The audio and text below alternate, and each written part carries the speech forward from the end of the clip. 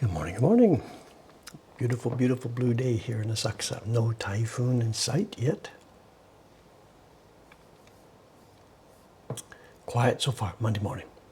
It was very, very, very busy. For us, actually, the last couple of days have been especially busy in the evenings because the new, the building behind us, Kitty Corner, was torn down and rebuilt and it stayed empty for a year. They tried to get people to rent it. Finally, it was rented a month or so ago. They had their grand opening this last weekend. And it's monjayaki again, yet another bar serving monjayaki, the table where they grill, fry up stuff. And the downside for us is because it's in the back street and they don't have good visibility to the crowds of people that are walking by. If somebody knows they're there in the crowds, they can see it and go to it. But normally the crowds of people walking by would go up Hoppidori. So these guys, being in the back street about 10 yards down, people don't walk by them. So you know how this works then. Touts, touts, touts. They've got touts in front of their place. They've got touts out at the crossing yelling at the top of their voice. Brand new, we got good prices, monjayaki, half price on beer, your second beer. All evening long, yelling, yelling, yelling at the top of their voices. So this is my new life for a while here. Touts, touts, touts. It's not just monjayaki. They have a bar food lineup. You can get whatever, chickens and this and that. And they rented the whole thing. So one outfit has rented all 3 floors. When it was advertised at 2 million. I think it was 2,600,000 per month, with a 10-month payment in advance as a deposit. Incredible, incredible, incredible. You need way more than $1 million just to pay the deposit, the rent. Someone's asking, is the paper out? Yes, but. I took the paper out this morning from Ayumi-san. When I went up there at 6 o'clock or so, I saw on the calendar Ayumi-san's name. She's going to be doing dosa this afternoon, but she has to finish off her previous print first this morning. So I took her paper out. But just a few minutes now before the stream started, I get an email from her. So she won't be here, but her paper is out. So my job now is when the stream's over, I must remember, get up there and put her paper back in the fridge. So we have an alternative request for you today. When we're closing up the stream here today around 9:30 or so, try and get some message to me that I will remember to go upstairs and put her paper back in. Because if I don't, whatever, her print's nearly finished. If I don't and it goes moldy, then we have a problem. Am I the only non-food place on the street? No, but we're getting there, Old shops, the pandemic killed a whole bunch. There's the Ninja place. Well, they're a bar now, so they're a food place. Who else is there? When you come out of our place, on the corner, there's a clothing shop, a modern clothing shop.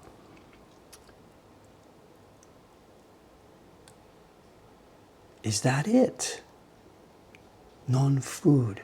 There's the pachinko payout window down towards Don Quixote. That doesn't count. It could be it. Other than the clothing shop on the corner, we could be the last non-food place. Well, the hotel across the street is a hotel. The vintage store, yeah, Hotaru Do, that's sort of on the street, sort of in the back street. There's the antique shop, which Vivid KP is reminding me of. The antique shop in the back, yeah, he's here before me. But yeah, it could be, that's the way it's gone. The food places have taken over. Am I forgetting anybody else?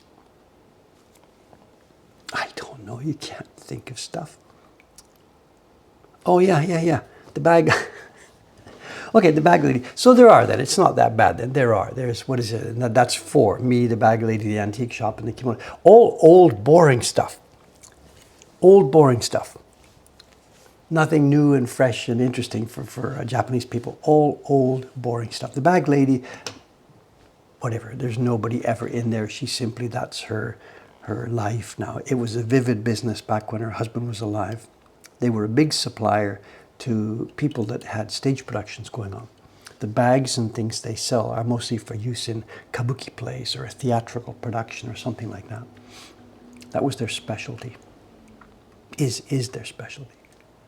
So I don't see it. It's not casual customers. It's a appointment, and people contact her asking what they want and stuff like that. Okay, as you can see, we're carving. I've got to get these 2 blocks finished. Kawasaki-san has the rest of them. She's trucking through. I had thought about sending something to Taran-san. He's got it. He's busy. Don't want to bug him. So I'll do these 2 faces today and tomorrow. They've got to be finished before I go to Ome on Wednesday morning.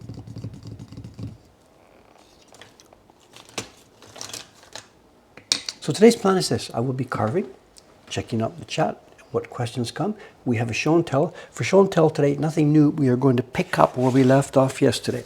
We're going to look again at the rest of the prints in that folder. And we have learned a lot more about this, some thanks to people who posted in the chat last time. When will the reprint of the snow at Zozoji be available in the website? Is it not open yet? The prints are back to show. I received the prints already. Let's open it up. It should have been opened when the prints came back. Let me do it now then. Sorry. Manager page. Manager page. Where are we? Manager page. Catalog edit. Does anybody know the stock number? Snow at Zozoji. What is it? 300 and something.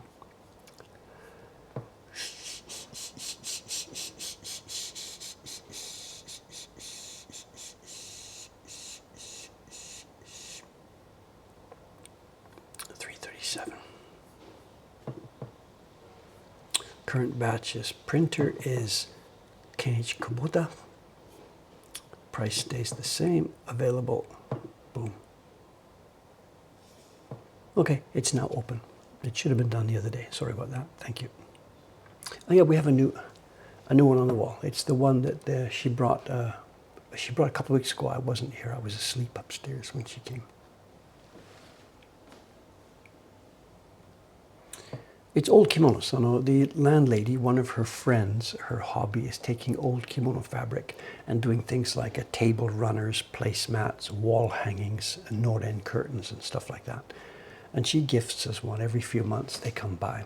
And we've now got a stack of them upstairs. I said, do you want to recycle? Do you want to take them back? She says, no, they're yours. They're yours. So we now have a dozen of these things. No, it wouldn't be a kakimono. Nobody would call it that in Japanese. No.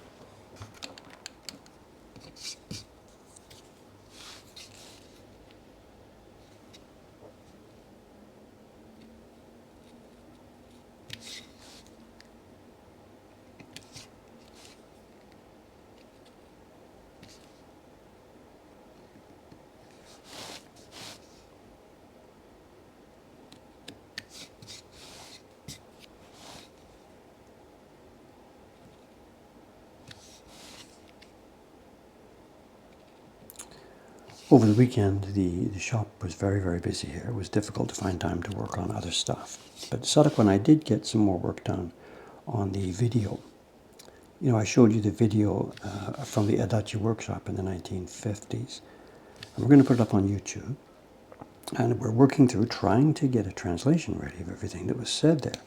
And most of it, the narration is pretty straightforward and easy to understand. But the parts where the craftsmen themselves are talking have turned out to be difficult, and both Sadako and I, you know, I understand the carver's terminology for the most part. She doesn't, but she understands, you know, Japanese. And we've struggled to figure out what this guy is saying. I mean, he's an old man. He's talking like his mouth is full of marbles. He's probably got no teeth left. And he's using a vocabulary that we don't know. So we've struggled on this. You know.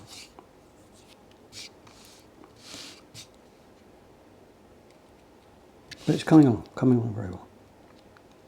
So when the video does go up to YouTube, it'll have captions in both languages to turn on, English and Japanese. Careful captions, not the automatic YouTube captions.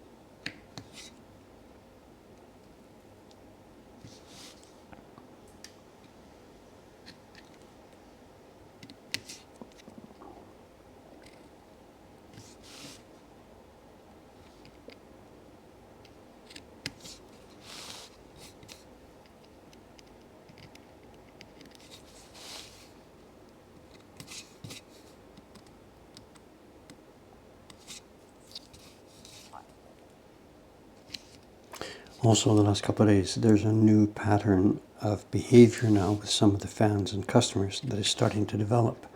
And I was out in Ome now, 2 weeks in a row. I was out there Wednesday, Thursday, Friday. And of course, this is a new pattern. So quite a lot of people have been sort of expecting me to be in the shop, and I wasn't.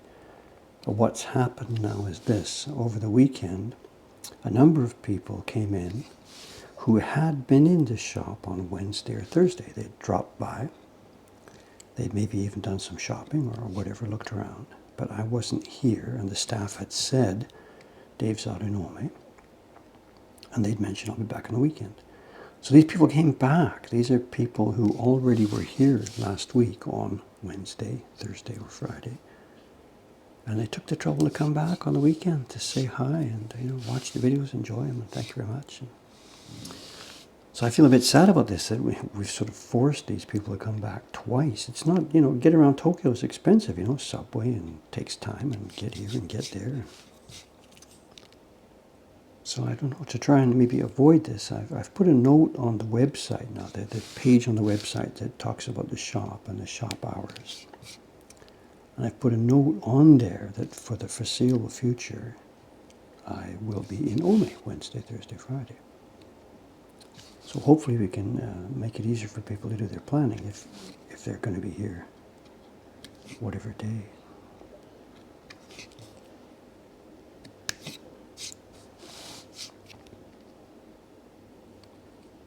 Lots of fun conversations over the weekend, lots.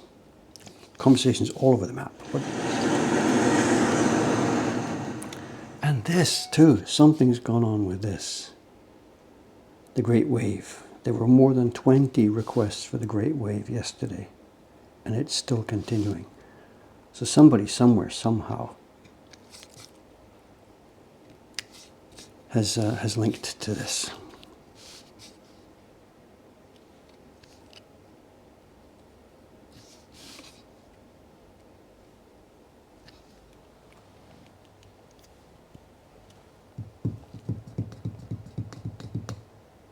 What am I doing for a magnifier? And you can perhaps see it if I put this down. It's here. It's a desk magnifier. It came originally with its own little heavy stand. It's got a metal plate. It sits boom on the desk. I took off the metal plate, but the little thing that's left, I put a little hook on my bench. You can see my finger goes underneath it. And this thing goes in there, ka-chunk, ka-chunk, and this fits perfectly. Looking down. And the circle you see, that's a light, is a spotlight looking straight down. I've got my normal front light, of course, but it's a spotlight looking straight down, and it looks through there. That's what you're seeing there. This is the magnifying glass light, the reflection through the magnifying glass. Boom, and now the shadow. My head is blocking that light, so I can't use that light myself for carving. It's just for the desk in general. So the Great Wave thing. So the Chicago Museum, yeah, and there's also one more thing that's happening. I should check that this morning.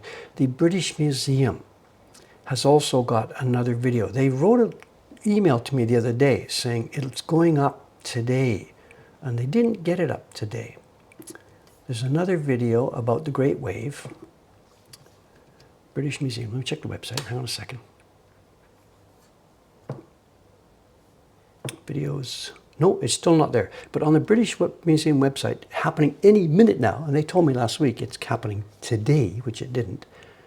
There's another video going up. Myself and one of the museum, not the curators, a researcher at the museum, we were chatting about the Great Wave.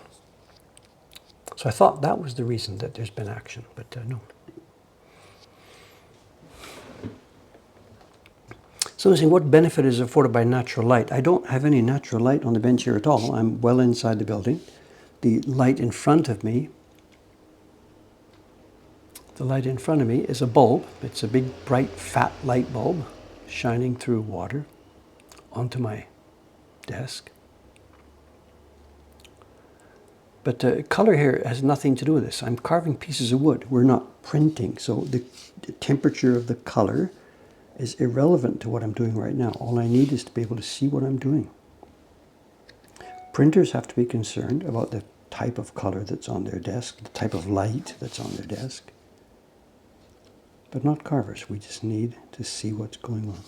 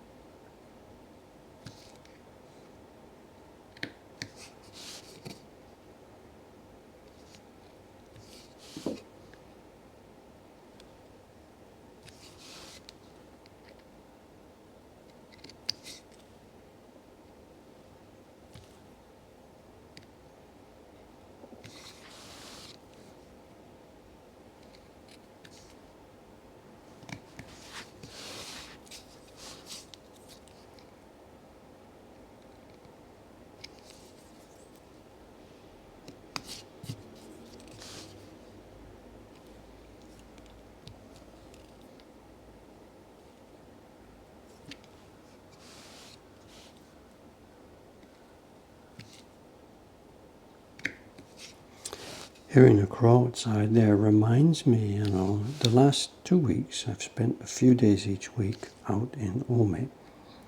And it's summer, so it's really, really warm. Got the windows open, the doors open, even through the night, you know, I just keep the windows open. It's quite cool out there compared to downtown Tokyo. It's still hot. I mean, it's a hot summer, hot autumn out there, but it's cool enough, you know. Keep the windows open and just sleep with the windows open. And somebody over the weekend, it might have been Sadako, I can't remember, we were talking about birds and stuff. And crows and just now reminding me about this. And I remember when I first moved to Ome, when I bought the house there, this was in 2000, late 1999, early 2000, I bought the house there. I moved out there and I really, really, really was struck by the bird chorus every morning. And it was early. It was like, you know, when the sun just starts to poke up, so it could be like 4:30 or whatever, the birds start to go crazy, you know. And they're chirping, chirping, chirping. And I had previously, going to Ome, I had previously lived in Hamura town, which was it's not rural, it's a semi-urban place. I lived in a what they call a mansion, an apartment block on a main street. And there were not a whole bunch of birds and stuff around there. So I was really struck when I moved to Ome 24 years ago. Every morning there was this staggering amount of noise, sound came from the birds. And at the beginning it was difficult. It would like wake me up at 4:30 or whatever it was. This cheep chirp, and cheep, cheep, beep, beep, beep, and everything. But this time now, I've spent 3 days each over the last 2 weeks out in Ome with the doors and windows wide open. And you know what? I don't remember hearing any bird sound. And maybe, it could be one thing, it could be just over the years of living in Ome, I got used to it, so I don't notice it anymore. Or, now I'm really, really, really curious, and I'm going to check this next week when I go out there on Wednesday. Are the birds gone? Is it that there's no more major bird sound out there? I'm very, very curious, because I didn't notice anything this time. I didn't notice any birds whatsoever. I know we've been reading about this lots, that the numbers of insects are decreasing and the numbers of birds are decreasing, blah, blah, blah, blah, blah. And it's possible. This could go either way. Maybe the numbers of birds out there really have decreased. Or maybe they were there the other day, but I didn't notice it because I got used to them. I'll report back if I remember. And I really, really, really want to pay attention to that this time. Early in the morning, is there a ton of bird sound still out there? Because it was vigorous and loud and noisy. It was crazy. Here in Asakusa, it's just the crows. There's no other bird song here, not on a regular basis. It's just the crows. That's all we've got here. There are sparrows here, but they don't specifically make any noise. So I'm very curious as to what is actually happening here, which is the true story here.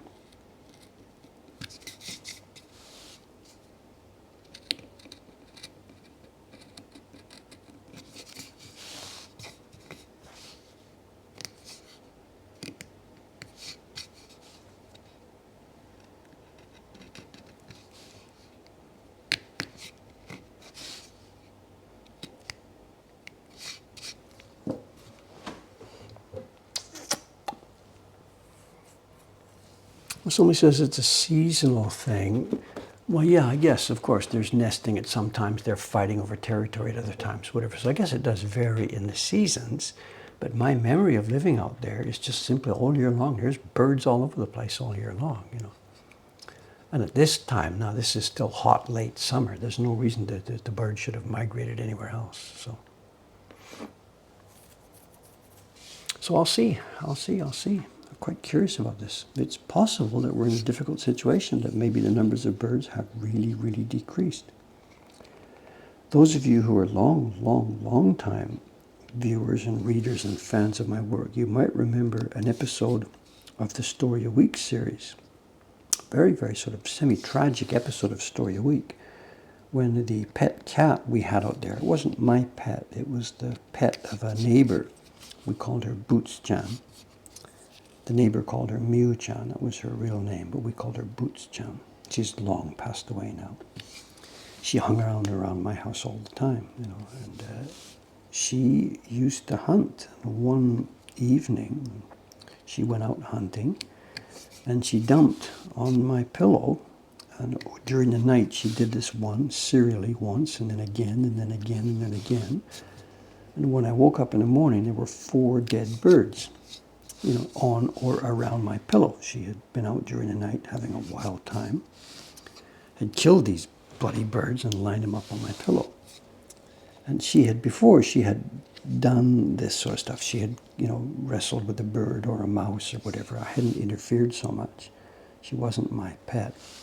But after this experience, I thought, my God, we can't let this go on. This is insane, Read about how house cats destroying the local ecology. And so I ordered a cat bell and checked with her owner. Look, is it okay? I explained to the owner exactly what had happened. And can we put a bell on this creature? We don't want to. We don't want to do this anymore. So the woman said, sure, go ahead, see if you can see if it helps. So I put a bell on Boots' jam.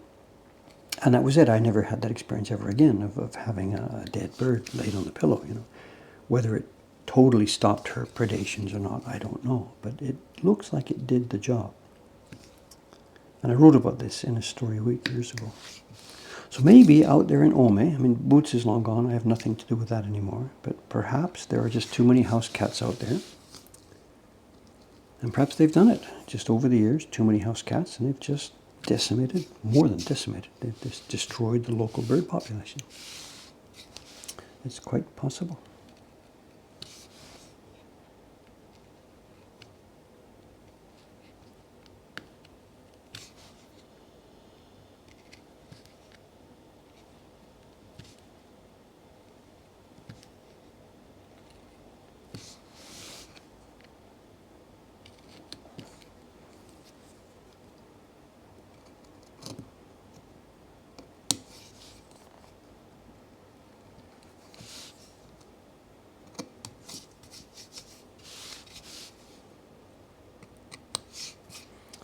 Four in one night. Yeah, she was leaving me gifts. I know. But.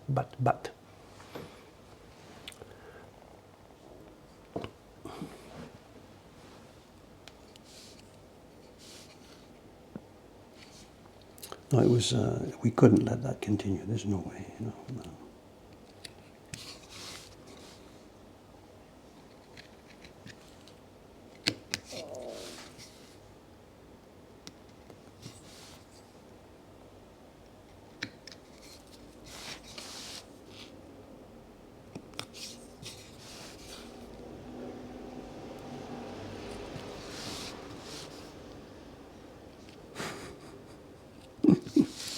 But we got a good story out of it, story a week. Those were the fun years, the years I was living in Ome there.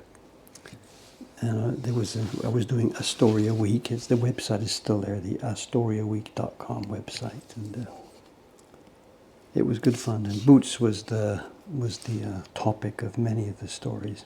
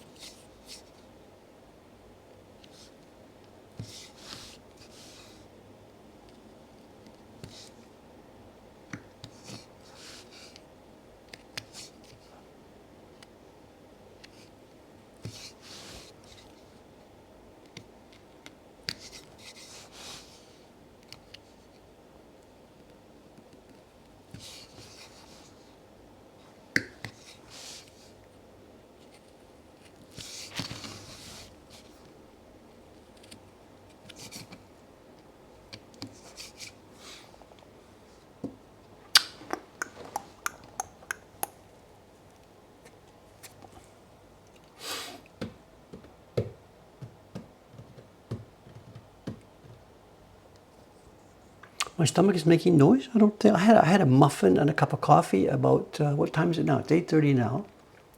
Around 6 o'clock, I had a muffin, a light 7-Eleven muffin, not a really nice Canadian muffin. I had a light 7-Eleven muffin and a cup of coffee at about 6 o'clock. So my stomach should be okay.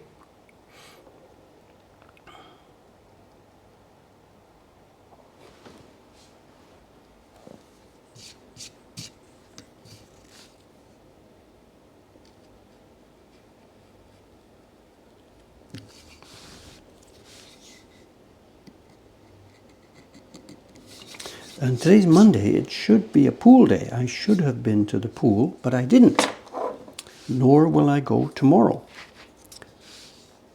This is not any dereliction on my part. I wanted to go this morning, but today, Monday, and tomorrow, Tuesday, and this was announced months ago, the building in which my fitness center is located, it's a mall. It's called the Rocks Shopping Mall.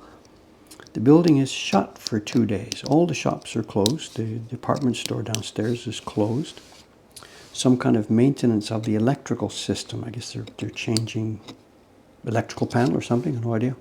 But the whole place is closed for 2 days. And it's the worst 2 days for me. They're closing Monday and Tuesday, and then Thursday, Friday, I won't be able to swim because I'll be out in Ome. So this week, I'm going to get a grand total of 1 day in the pool. It's not like I'm not going to get any exercise because I killed myself last week. I'm still paying for it. I'm still stiff and sore from what I did on Wednesday and Thursday last week.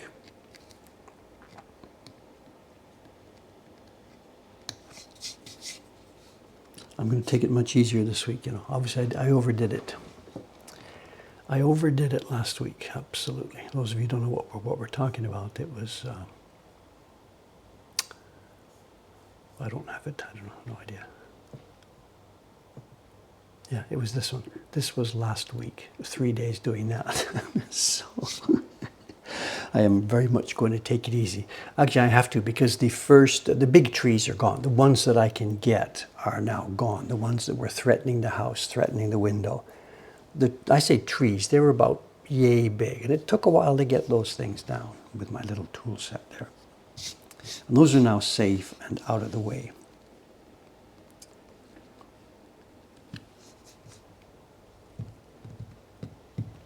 Sumi Nagashi, I believe that's ancient. I think that goes way, way, way back. I don't have any specific knowledge of it. Certainly it was here in the Edo era because we have woodblock prints that imitate Sumi Nagashi. I think it's ancient. Whether they picked it up from Turkey, which I think it's a big deal over there, the marbling, or developed independently, I know nothing about it. You have to get to Wikipedia or something.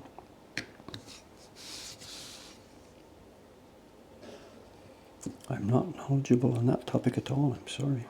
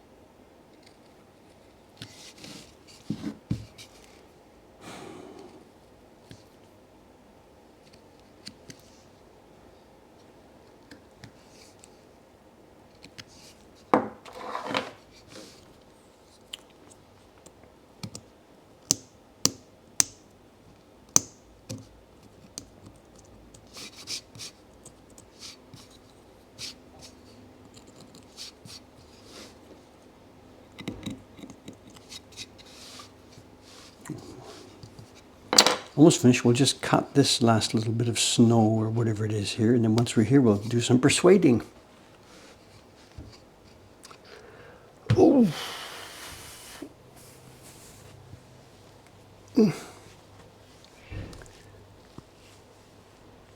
Yeah, I'm so stiff. I couldn't, and I still can't actually. I don't know why this is connected. I can't turn my head now. My neck is so stiff from that work last week.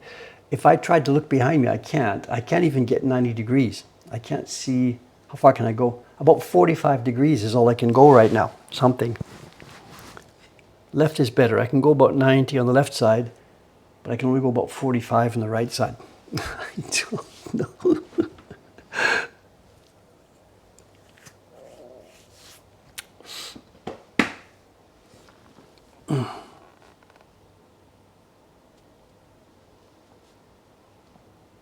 Yeah, it's a normal shop. It's just a shop.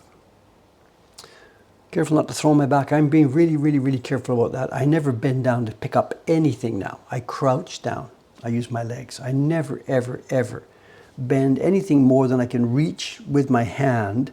I never extend and bend now. Too easy to throw the back out. So, and sometimes it looks like an old man here, you know, something's there. You, instead of bending over, he crouches down and picks it up, behaving like an old man. But I'd rather have people look at me that way than throw my back out again. So no way. So I'm taking care of this, you know. Clearly last week I overdid the work on the garden, that's all.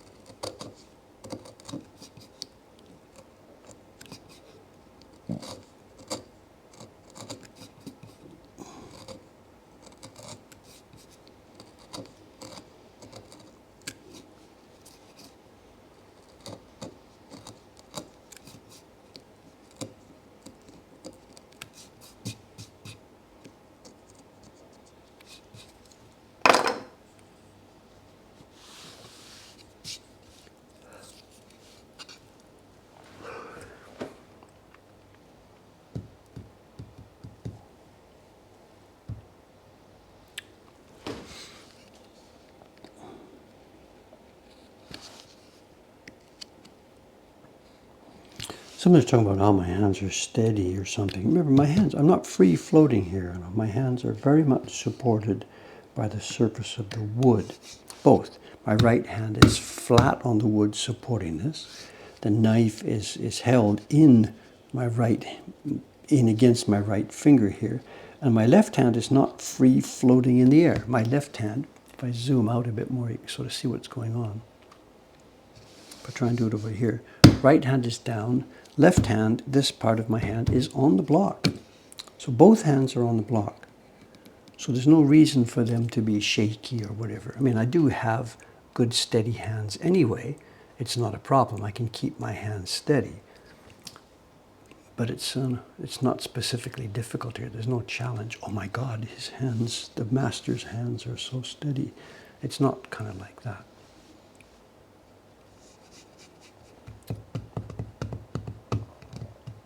No, the wood is bare. There's no sealer, there's no spray, there's no nothing. This is a bare piece of raw wood.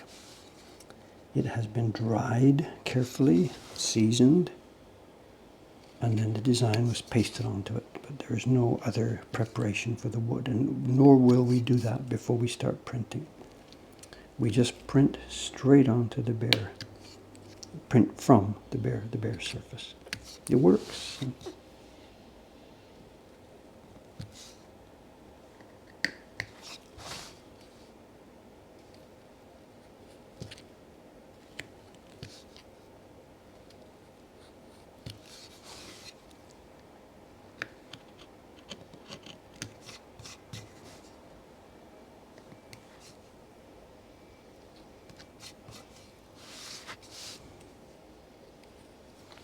How's our time? 8:41. We're coming up to halfway. Just continue this. There's no other specific action going to be happening today. We're going to continue this till 9:15. Then we will pick up the show and tell where we left off the other day. I have a bit more information about that now. I had been guessing that the drawings that we looked at in the show and tell last time, I guessed a little bit this and that, what it might be. Somebody got right, somebody got wrong. It is indeed a hobbyist who has been tracing the Hokusai manga. That much, I think, was discovered during the stream. Somebody posted a link to part of the Pulveler collection of Hokusai manga books.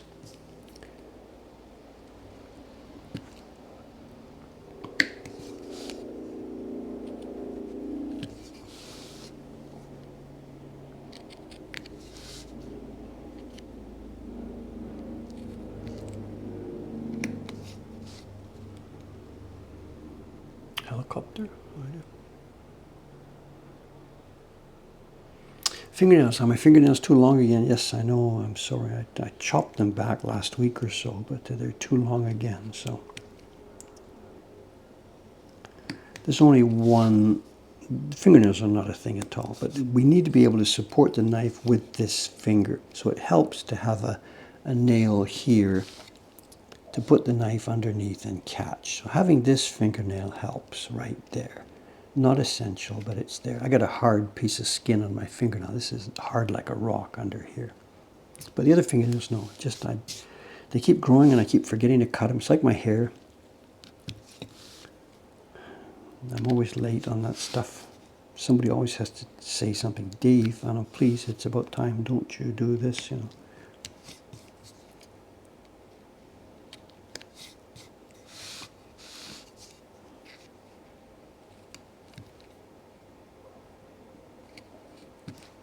In the days when I needed the fingernails for guitar, my God, I haven't picked up a classic guitar in how many years? I don't remember.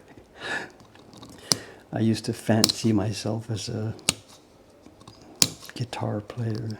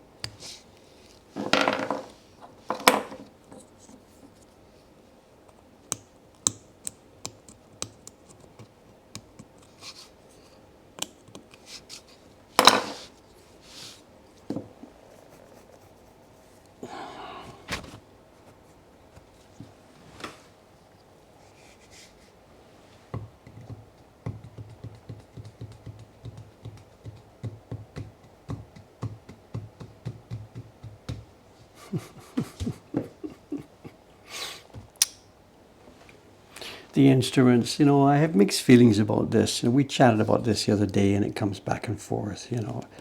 There's two competing thoughts in my mind about this stuff, you know. I was good at some of that stuff, you know. I was a very good up-and-coming young flute player. Had a debut with an orchestra in London and all that kind of stuff. I wasn't top class, but I was a good up-and-coming young player.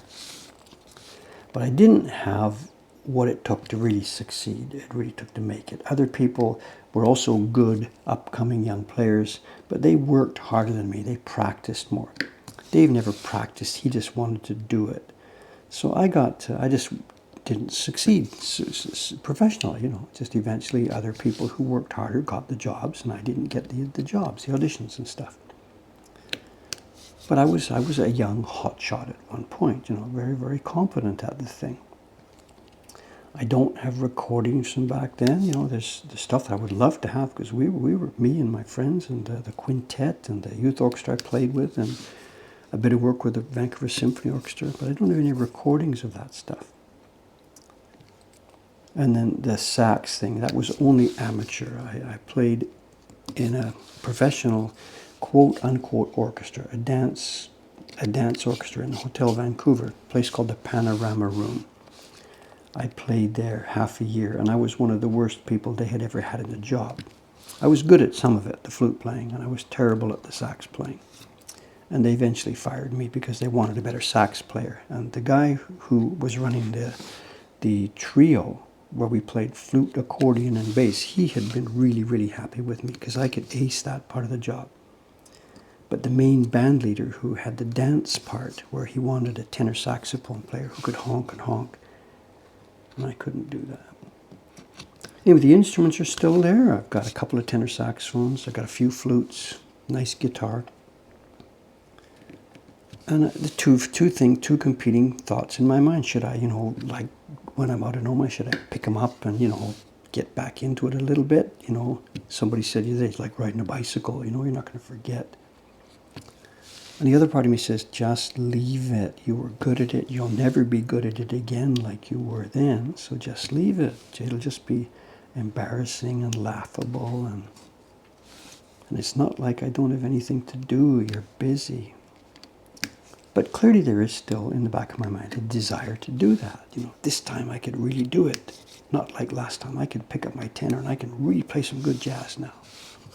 Because I'm older and wiser and whatever, you know.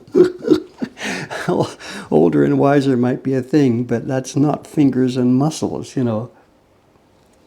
So for the moment, nothing's going to happen. But there is the thought I should pick it up and, you know, whatever.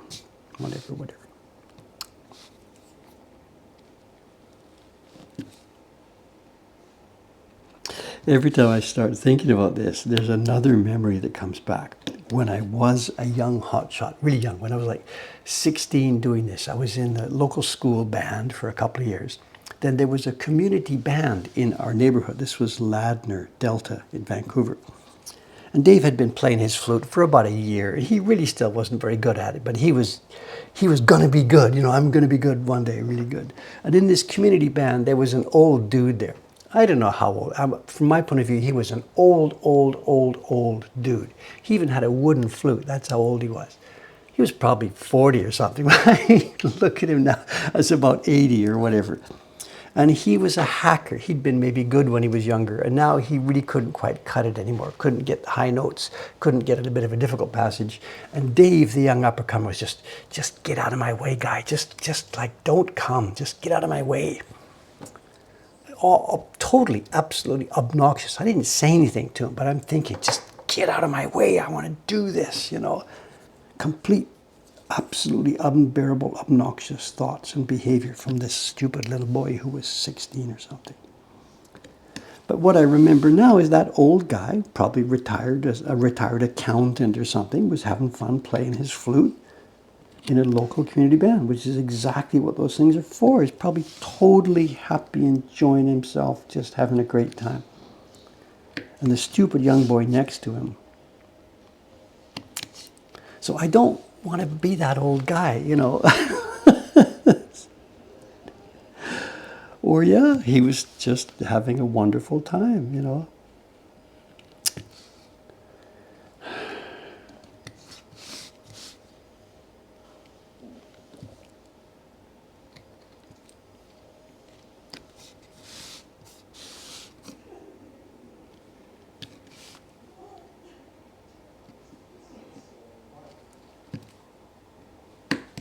I was probably obvious, you know, to just, I want to do this, just move out of my way. You know, I was probably obvious.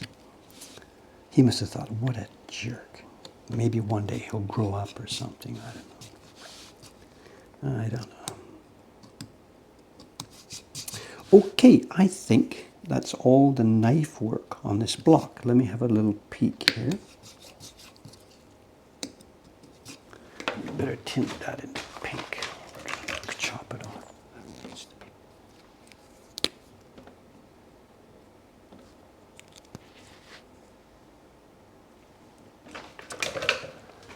I think we might have it all. Let's get this out of the way.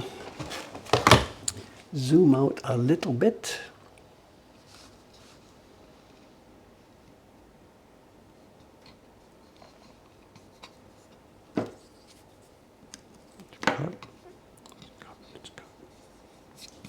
Okay, we are okay. We are okay. We are okay. Time for a little bit of persuading. Persuading.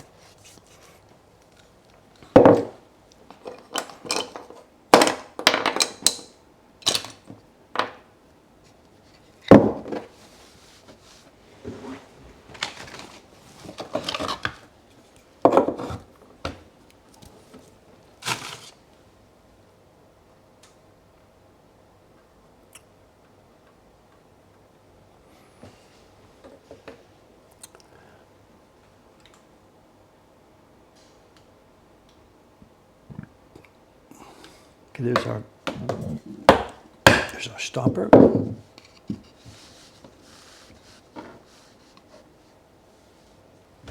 Okay, for those of you who don't know what's going on here, who've just joined us or recently, whatever, the process of carving one of these blocks roughly breaks down into 3 stages. What you've seen me doing here is there's an area that's tinted, the area we're going to keep, and the area that's not tinted, the area we're going to take away. And I now, with the knife, one tool, have cut away the boundary. I've cut along the boundary, keeping the flat side of the knife on the area that would stay. I've now split it in. Pink stays, not pink goes away. Now, stage 1 is now complete. Stage 2 is now going to consist of getting rid of a lot of the waste wood within a couple of finger marks of the pink. We're not going to come up here and carve anything. That wood's just going to stay where it is. The goal is to clear away from the pink so that later, when the printers are rubbing their brushes on this pink area, their brush doesn't bang into any wood here. So we're going to clean up about 2 or perhaps 3 finger widths outside. That's the persuading step, step 2. But we won't touch the pink. We won't come right up to the pink. It's too dangerous. So we'll stay a few millimeters away. Then once stage 2 is finished, stage 3 will have its own specialized tools, and then we can get close to the pink and clear away the close part. Stage 1, stage 2, stage 3. Let's now do a little bit of stage 2. It's 8:55. Maybe what I'll do is, I don't know, whatever, let's just get going with a little bit of this and see what happens. And there's a limiter and or a compressor on the microphone, so I think we should be okay, even though I'm going to make noise. If the settings are not correct and it's too noisy, let me know and we'll just turn the volume down. For the moment, those of you who are on headphones, please be careful because I'm going to start making some sharp noises. They may be limited properly, they may not be. So please be careful with your headphones just for the next couple of minutes. Here we go.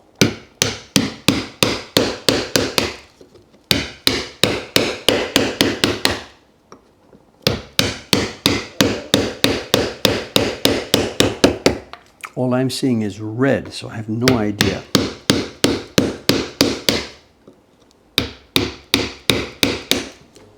Are we okay?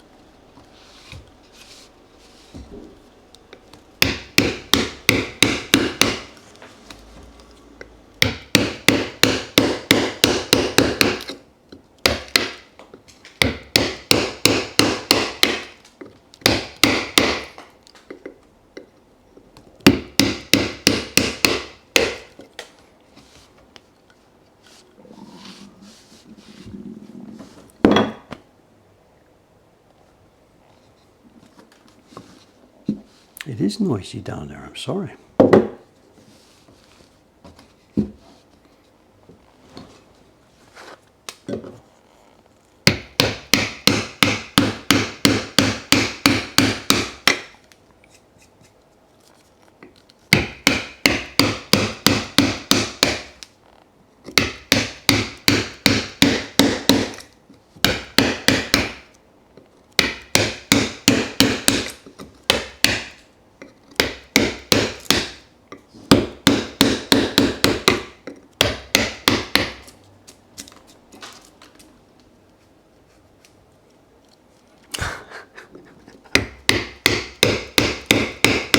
I had breakfast.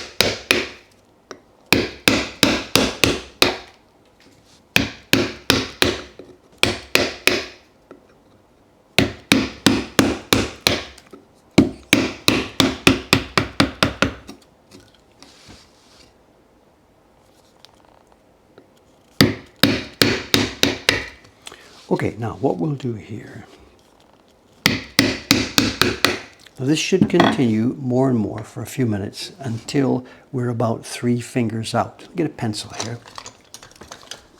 This should continue now until we're about somewhere around this zone. I'll just scribble here. That's the zone that needs to come out, as I mentioned before, so that when the printer is printing later, they can rub the brush and their brush would stay within that zone. But it's going to be noise, noise, noise, noise, noise. So let's pause that for a minute. Let's put the persuader away. Imagine for a minute that we had finished step 2. We've gone to the outside of that thing. Then would come step 3. And let's do that now for the next 15 minutes before we get to show and tell.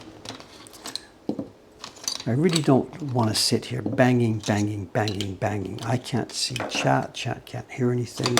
So let's imagine that we've finished step 2 and now we're going to come into the middle.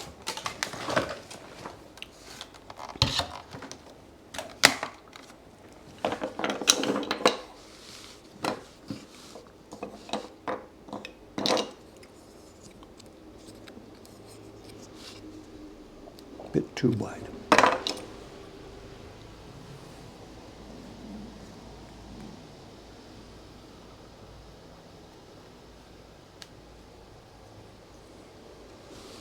Let's figure out where we are again.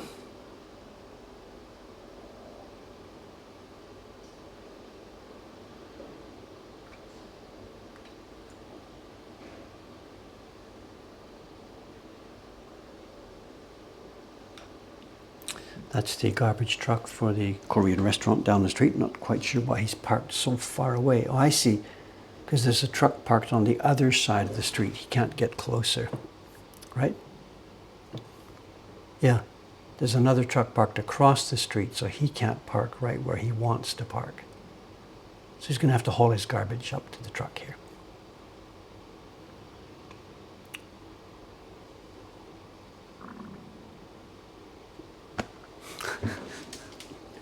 I had a muffin and a cup of coffee. I'm not sure what else I can do.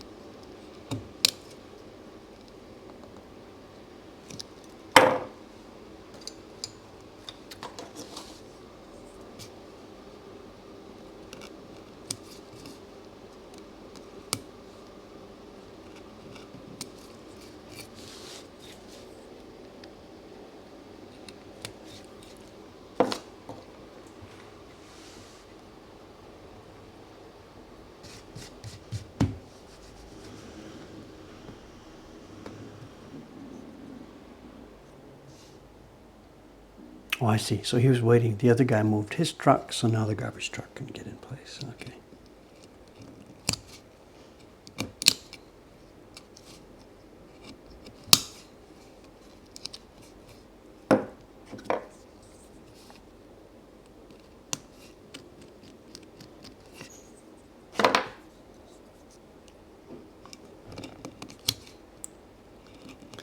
Somebody just went upstairs. So it's Monday morning here, so there should be a full complement of staff here today. We're going to be a bit short-handed in the shop today. There was supposed to be 3 people working in the shop. One of them has cancelled. One of her kids has a fever, so she won't be here today.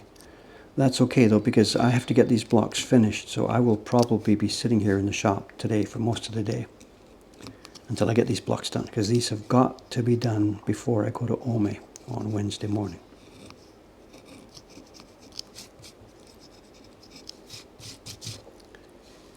And I'm not sure the rest of my plan for the day. I don't know. There's tons and tons of paperwork. I still have to figure out the gift print.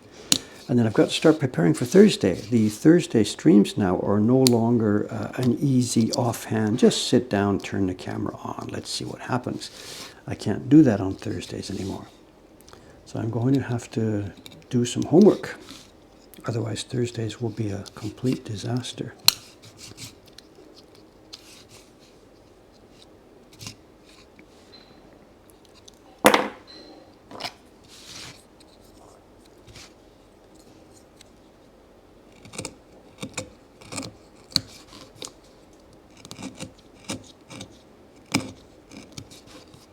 And there's also the sizing problem now. Because I'm only here in Asakusa 4 days a week now, the sizing schedule has become much more strict than before. Before I had 7 days, I could choose from any of the 7 days to do the sizing work. The printers have an open calendar. We have an open calendar on our manager page.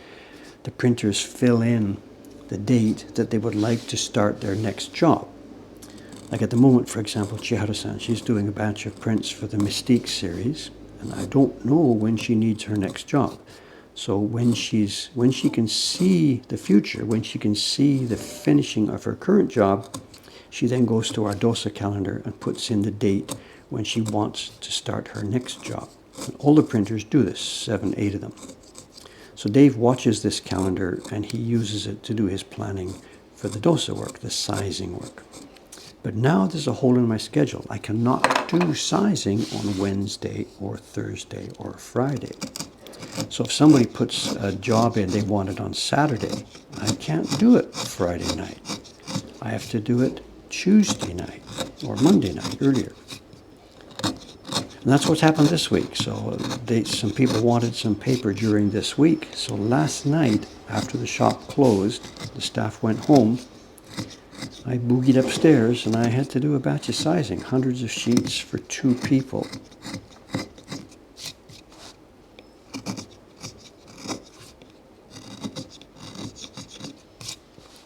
So this new Thursday thing is really changing my life a lot. Not all in a good way. So we'll see, we'll see, we'll see.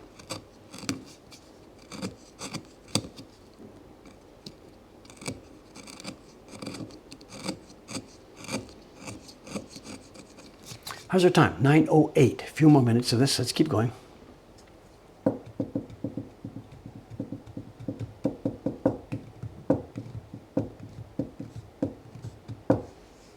Someone saying, what about the lady that called on Friday morning? I'm not sure what you mean. What about the lady that called on Friday morning? What am I not understanding here? What about the lady that called on Friday morning? I'm sorry, I don't know what you mean.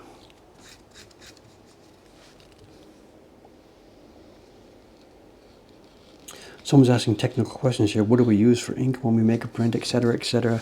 It's a long, long, long explanation. On our YouTube channel, we have massive amounts of video showing every step of this process. The carving that I'm doing now, we show printing, we show mixing pigments. There's all kinds of stuff on our YouTube channel.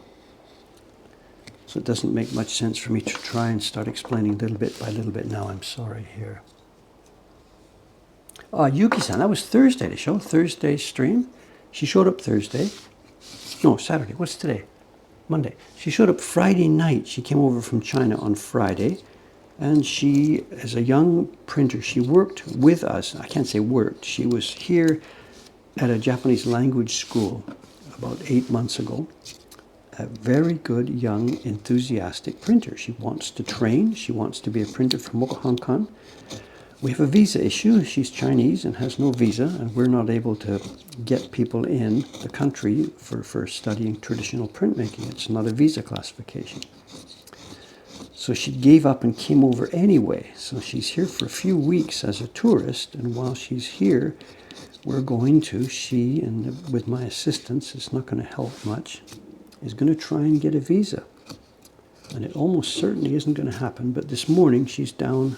The plan is she went this morning down to the immigration to start the paperwork, and she will be coming back here this afternoon.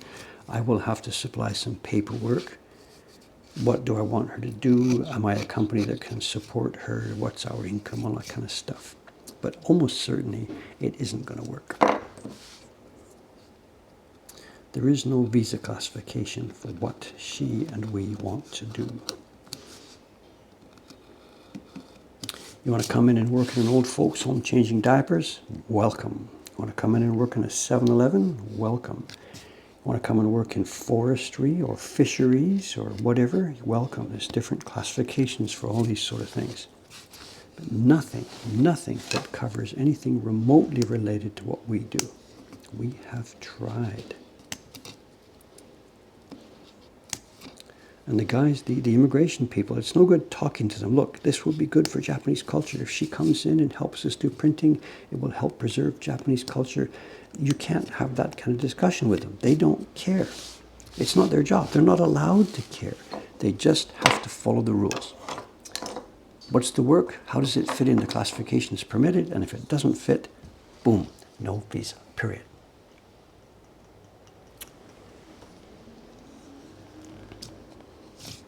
If we were a massive accredited school or something, you know, there are schools for so Japanese language schools, for example, you can get a visa to come in and study Japanese if you're in an accredited school and you follow the rules about hours per week and this and that and this and that.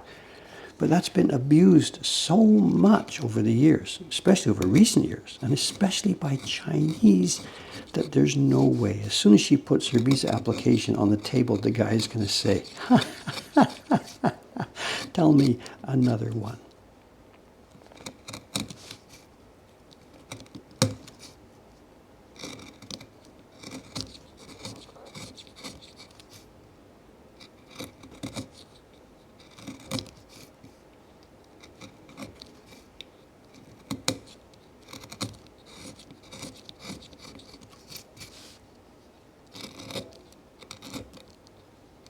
So whatever, I'm going to go through the motions, but that's all it's going to be.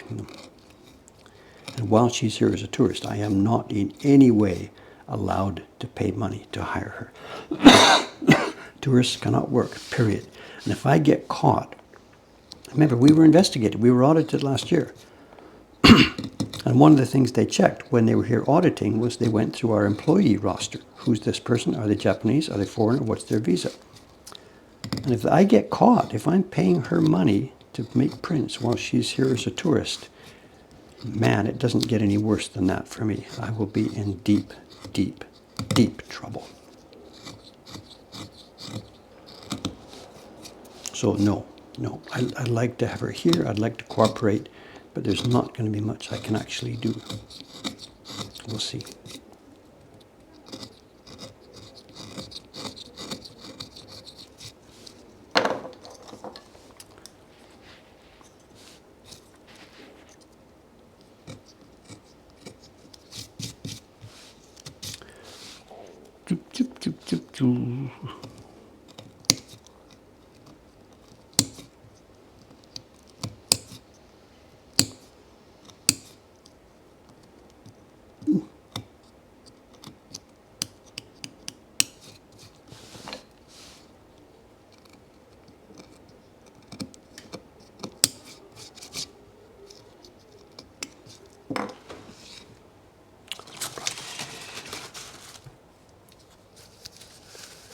What's happening outside? Rain? Eh? It's a bit grey on the sky, yes. I don't know the forecast. Is the forecast for rain? I haven't checked today. I don't know. Someone says, what about student programs? Anybody trying to get into Japan as a student on a student visa has to be going to an accredited college. I can't just say, hey, I'm teaching this, come in. It's not possible. I, as a school, would need to be accredited, and that's, of course, not possible, not even remotely possible. What we did before, last time she was here, she was registered at a Nihongo Gakko. She went to a Japanese language school, and that was her visa, studying Japanese language at school. And once you have that visa, you are allowed to work part-time. I think the number is 28 hours per month. I don't know exactly. These things are variable and flexible. So that's how we had her last time. We were paying her to train here. But her visa was a student visa.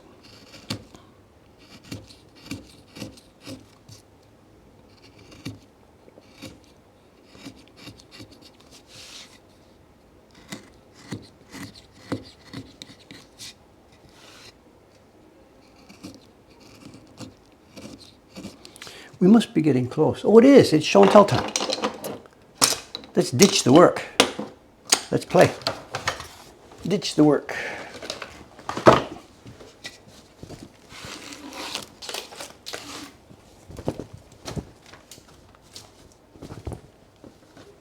Okay, no surprises here. Did Terry get accredited at his Mokuhankan school? I don't know, but I can't imagine that's possible. You need to be like a massive organization with millions of dollars of capitalization and 50 teachers and 6 campuses and whatever. I don't know how it works, but you can't just be a dude who says, I'm going to teach something. That's not how it works.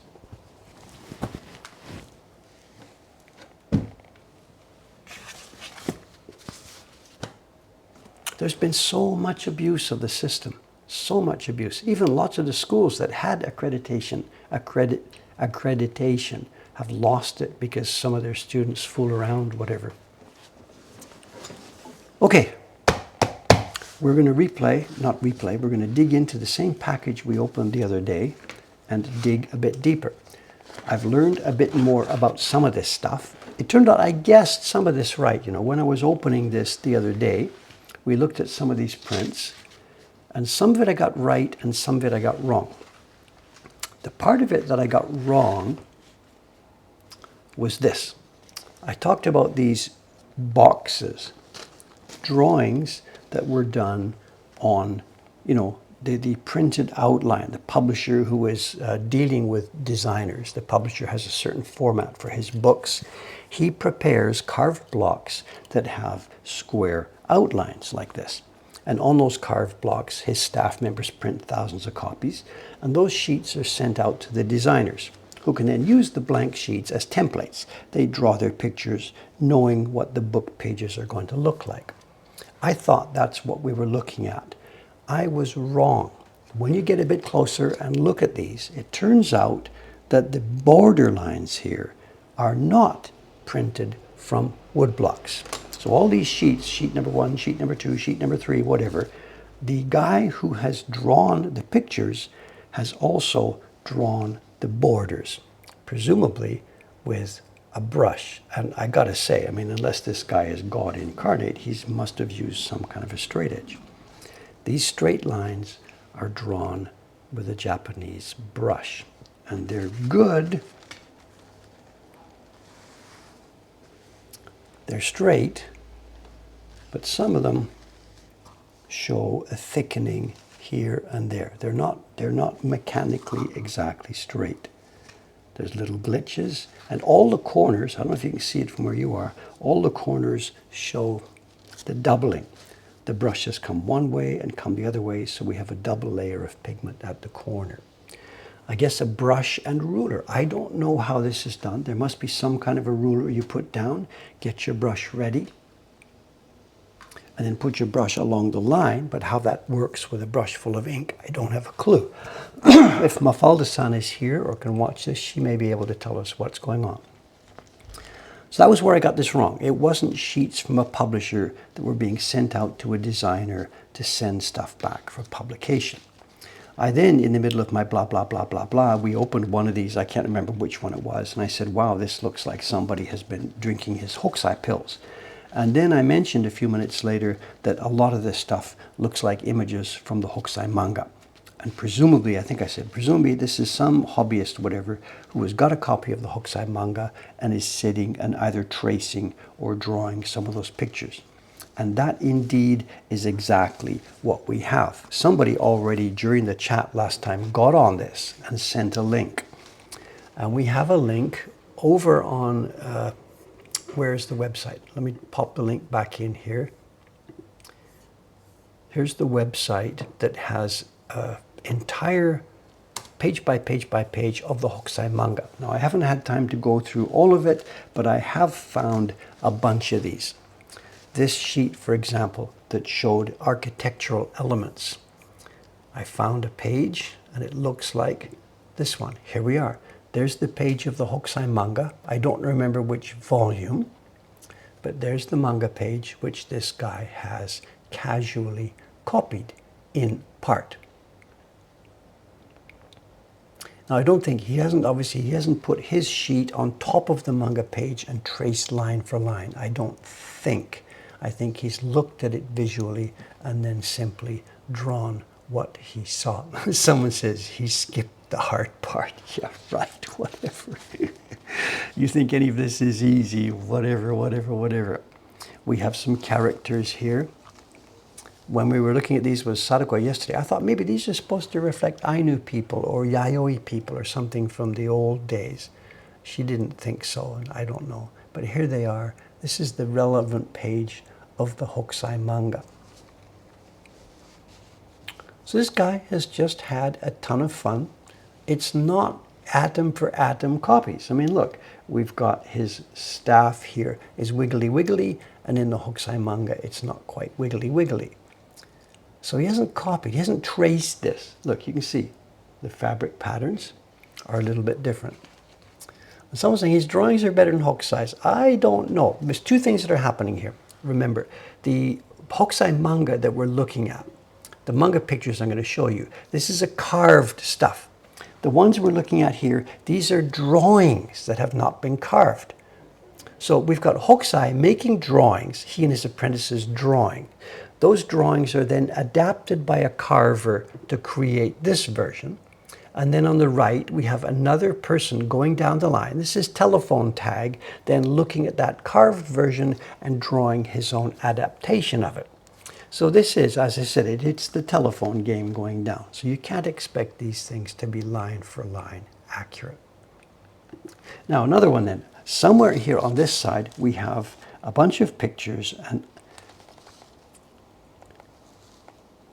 as I was looking through the manga, I realized, wait a minute, I have seen these and I know what this is. Someone says, you found Hokusai's draft drawings for the manga. No, we haven't. This is after the fact. This is stuff copied from the manga. These are not Hokusai's draft drawings. How do I know? They're not good enough. The faces are not good enough. This is not Hokusai level work. This guy's good at it. He's fine. This is not Hokusai level work. Hokusai's lines and dots, every one of them's alive. This one is just some guy, school teacher, retired, goes home at night, grabs his manga and practices drawing.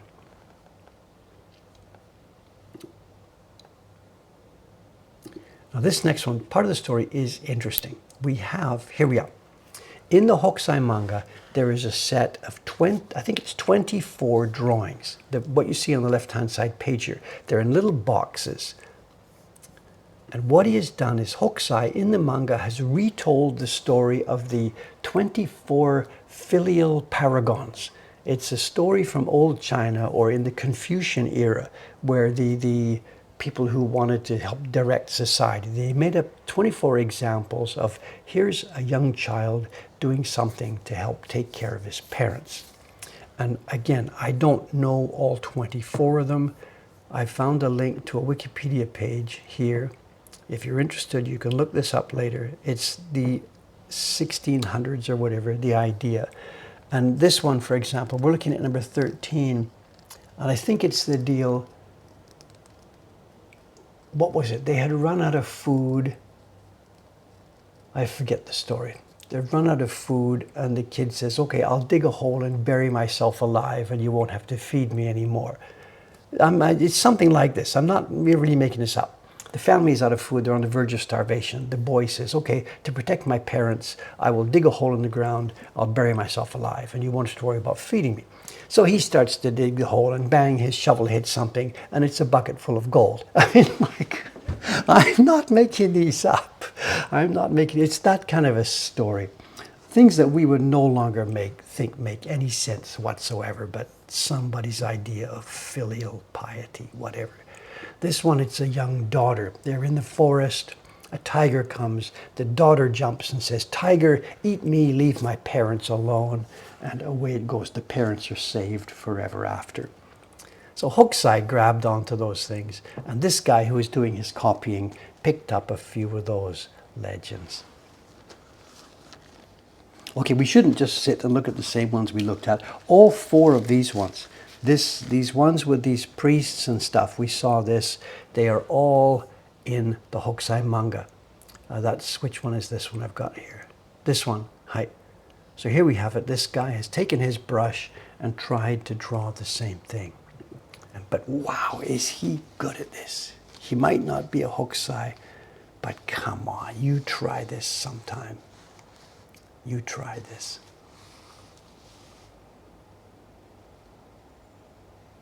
So someone said, what do we do with these drawings? They're just going to go in a folio in our little collection. These things are actually worthless. I paid, what was it, 3,900 yen for them.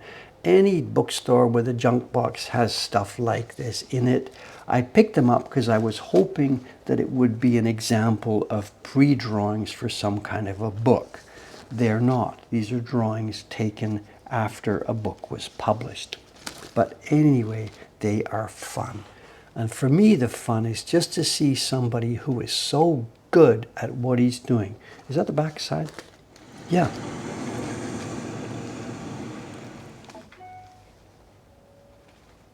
The fun for me is seeing somebody who is just so good at this thing. For me, working with a brush is some kind of mystical, magical things that only magicians can do. And this guy has taken this brush, and look at the scale here. And there's my thumb, there's my finger. This guy with a brush, a Japanese brush, dipping it in ink, has drawn everything you see here. This is not reduced, this is not carved. This is a person with a brush and an ink and paper. And for me, this is one of the most magical things possible on this planet. If you had sort of described this to me and shown this to me, I would have said, like, something like that would be possible. Ha, ha, ha, ha, ha. Dream on, dream on, dream on. But here they are for like 25 bucks. It's just this one. I don't think we saw this the other day. I got to get a backing sheet. Just a minute. I got to put something behind this so you can see it.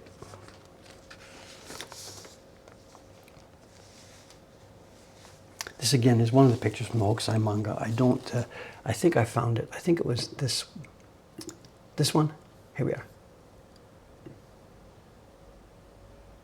No, there's two on this page. It's this one or this one. Here we go.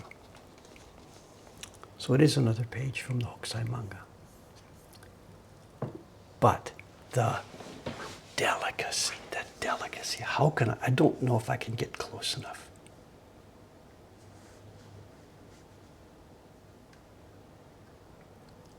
That might be about what we can get. And for scale, there's Dave's finger. You got the finger for scale? Okay, draw this. Draw that hair. Draw the hair ornaments.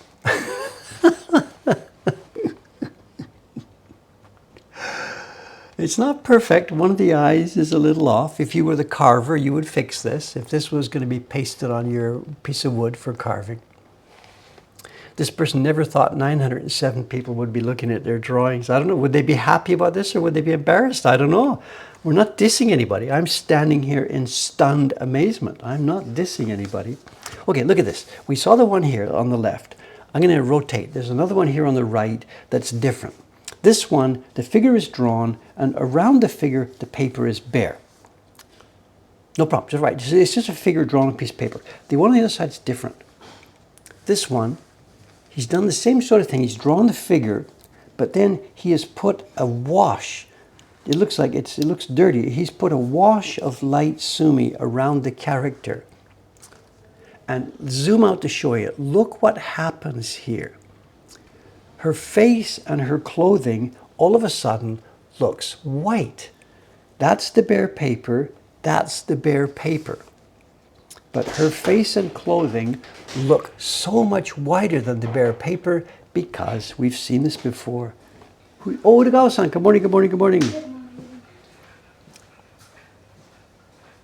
It makes stuff pop. It changes dirty paper into white paper.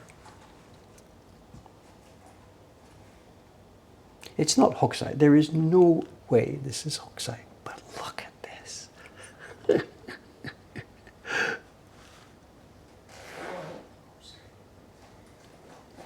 So what am I going to do with these things? At the moment, nothing. We're going to flip through them, put them away, and that's it.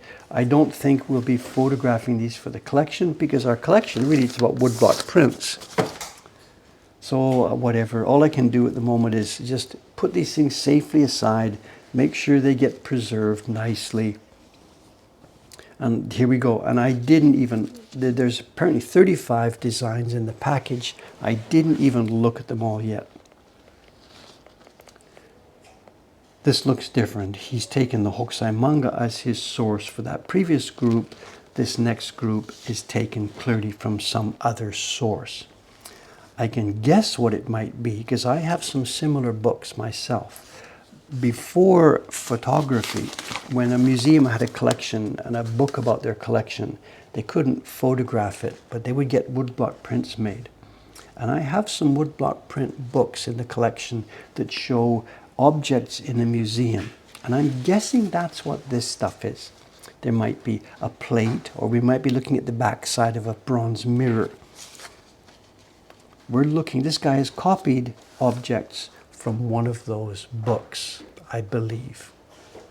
We have found no signature here. I haven't dug down through this. Even if we do find a signature, this is not going to be a noted famous person. As I said, this is just some high school art teacher working at home, or he's a university philosophy professor just going home and messing around with a brush to draw. It's not, almost certainly, it's not a professional artist.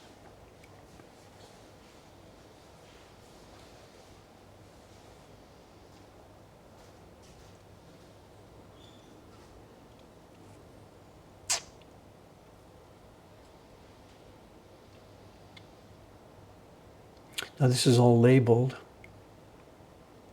Look at this. A character that looks like an elephant. I don't know what this is.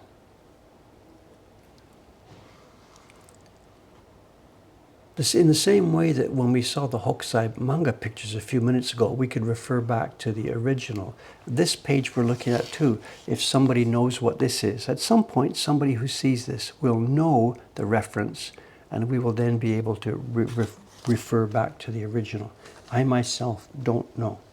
As I said, I think it will be taken from a book which replicated museum objects, but just where and when, I don't have any knowledge. Let's look at a few more. We're way past time already. This thing just goes down and down and down and down and down. This is the same, similar. Yeah, this will be a bronze mirror, the back side, and it'll be an image of dragons.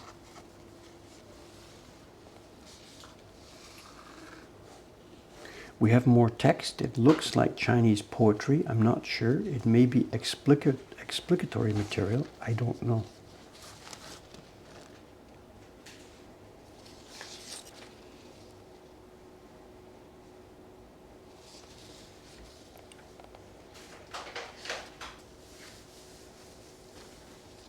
More paintings similar to the ones we saw at the front.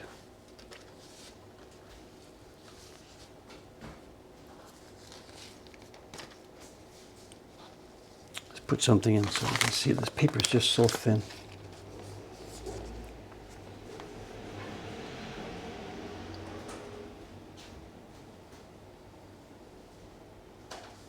No, somebody asked me if I could read that. That was classical Chinese poetry, and there's no way I can read that, I'm sorry. Okay, let's leave this here for now. Okay, on the next stream, the next show and tell, we'll be doing something different. Actually, next stream, Thursday, will be in Ome, but on our next show and tell, I won't dig through here. But in the meantime, I will dig through and see if I can find anything that gives us any more information that might give us the who or the when or what's going on. For now, let's just leave it at this. Thank you very much. Okay. You know the plan. This is Monday. The next stream will be in Thursday in Ome. It will be a discussion stream, whatever. We're still going to be exploring the idea that I'm trying to do, exploring discussion topics. That'll happen on Thursday in Ome. The next stream here about carving and printing, etc., will be next Saturday at this same time, same station. Okay, I think I better get to work here. Oh, it's raining. Is it already? Someone just walked by with an umbrella. It's a gray sky. Oh, it's gonna be cloudy most of.